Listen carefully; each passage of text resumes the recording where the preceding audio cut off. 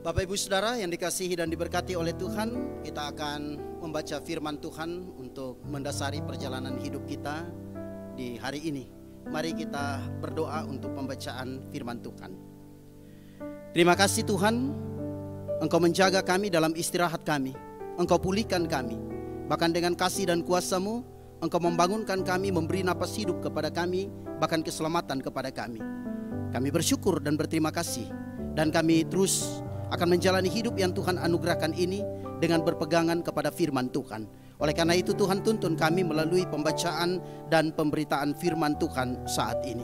Dalam nama Tuhan Yesus Kristus kami sudah berdoa, kami sudah bersyukur hanya kepada Bapa di sorga. Amin.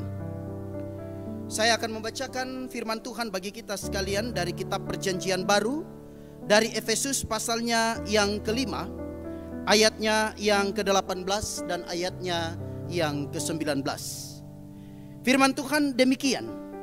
Dan janganlah kamu mabuk oleh anggur, karena anggur menimbulkan hawa nafsu. Tetapi hendaklah kamu penuh dengan roh, dan berkata-katalah seorang kepada yang lain dalam mazmur, kidung puji-pujian, dan nyanyian rohani.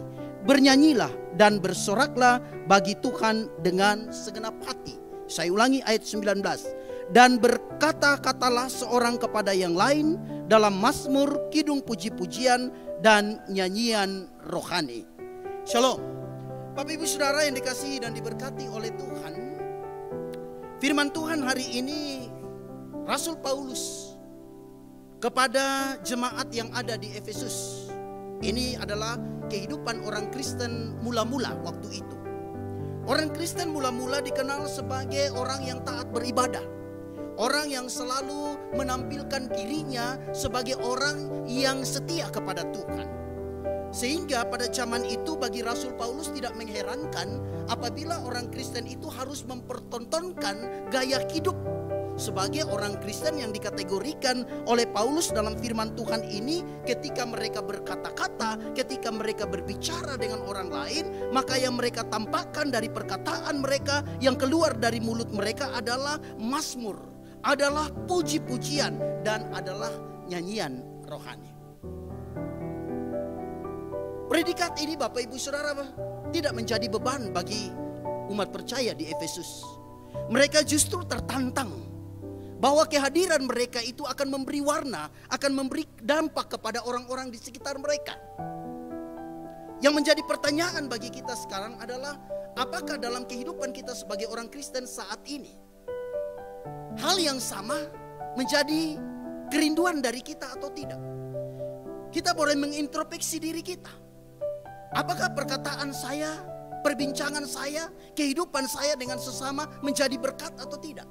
Adakah orang menilai bahwa setiap perkataan saya adalah pujian kepada Tuhan, adalah mazmur kepada Tuhan? Ataukah kehidupan saya sebagai anak Tuhan justru seringkali menjadi batu sandungan bagi orang lain? Bapak Ibu Saudara, kita akan melewati beberapa jam di depan kita hari ini sebelum kita masuk lagi pada istirahat malam kita.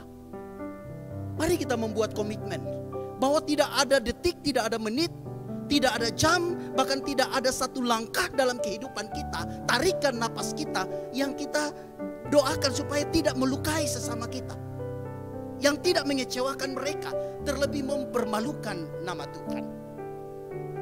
Jangan melihat ini sebagai sebuah beban, tetapi lihatlah bahwa justru Tuhan mau menjadikan kita menjadi berkat bagi orang lain. Karena kita sudah diselamatkan, kita sudah dipilihkan oleh Tuhan untuk menjalankan rencana dan rancangan Tuhan di dalam hidup kita. Jangan hidup sia-sia. Penuhi panggilan Tuhan. Miliki gaya hidup yang sudah diubah oleh Tuhan. Setiap tutur kata kita, perkataan kita adalah membawa orang percaya kepada Tuhan, mengenal Tuhan, dan hidup di dalam Tuhan. Tuhan Yesus memberkati kita. Tuhan Yesus memberkati firman-Nya. Amin. Kita berdoa. Bapa, terima kasih.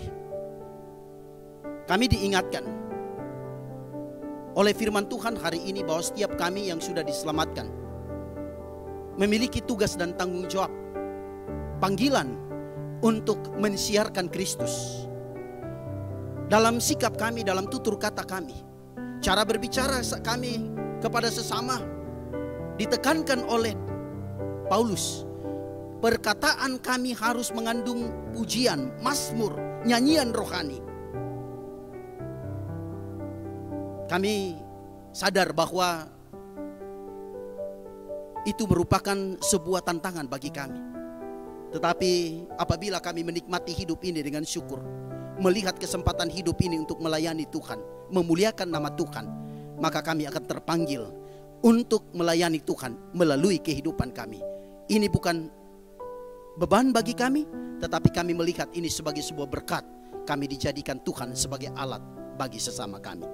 Kami mau melangkahkan kaki hari ini, membawa banyak jiwa kepada Tuhan melalui tutur kata, melalui sikap dan kehidupan kami. Dalam nama Tuhan Yesus, kami sudah berdoa kepada Bapa di sorga. Amin.